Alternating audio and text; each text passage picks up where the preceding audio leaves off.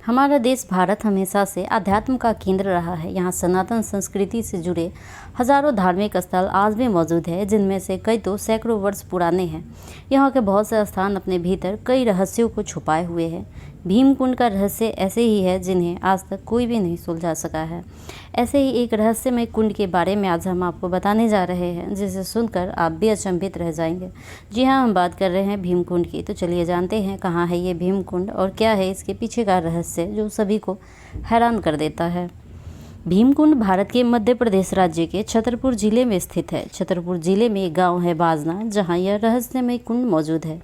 भीमकुंड के अलावा इस कुंड को नारद कुंड तथा नीलकुंड भी कहा जाता है। यह कुंड अपने भीतर ऐसे विचित्र रहस्यों को छुपाए हुए हैं जिसे देश विदेश के बड़े बड़े वैज्ञानिक भी आज तक सुलझा नहीं पाए हैं।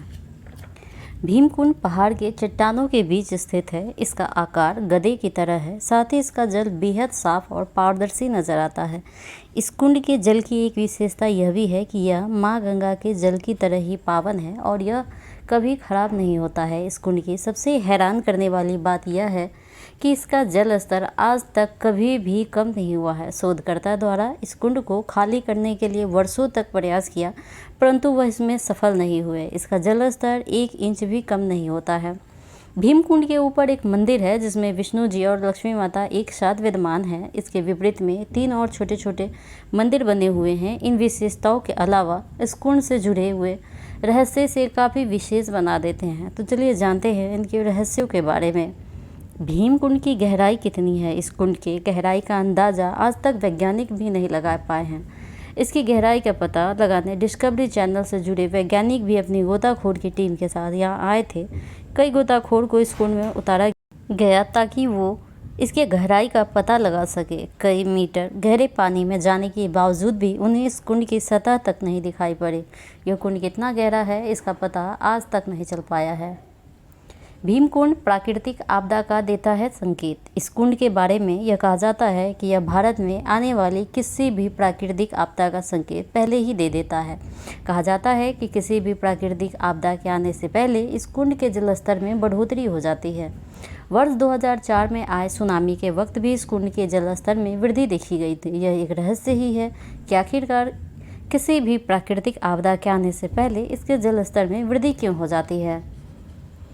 इस कुंड में मृत शरीर हो जाता है गायब। इस कुंड से जुड़ी एक और हैरान कर देने वाली बात यह है कि इसमें डूबने वाले व्यक्ति का मृत शरीर कभी नहीं मिल पाता। आमतौर पर जब कोई व्यक्ति पानी में डूब जाता है तो कुछ वक्त के बाद उसका शरीर फूलकर पानी की सतह पर तैरने लगता है, परंतु इस कुंड में आज तक जो भी डूबा है उसका शरीर कभी बाहर नहीं आया है। पानी के स्रोत का नहीं है कोई अता पता। इस कुंड के जल का स्तर कभी कम नहीं होता और ख़ास बात यह है कि इसके जल के स्रोत का आज तक पता नहीं चल पाया है।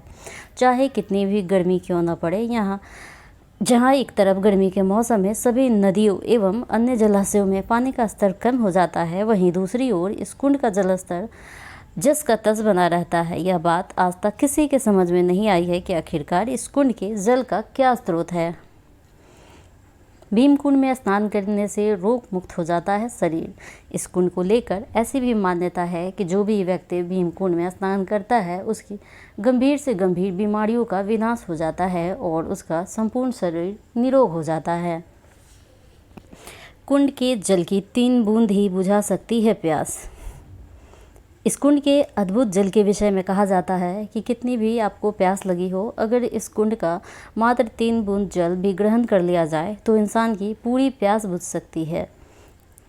इस कुंड में डूबने वाले व्यक्ति हो जाते हैं अदृश्य। जी हाँ, इस कुंड के लेकर एक ऐसी मान्यता प्रचलित है। कुंड की गहराई को लेकर बहुत से मतभेद है, लेकिन कहा जाता है कि अगर कोई व्यक्ति गलती से भी इस कुंड में डूब गया है तो वह वापस नहीं निकल पाता, बल्कि अदृश्य हो जाता है।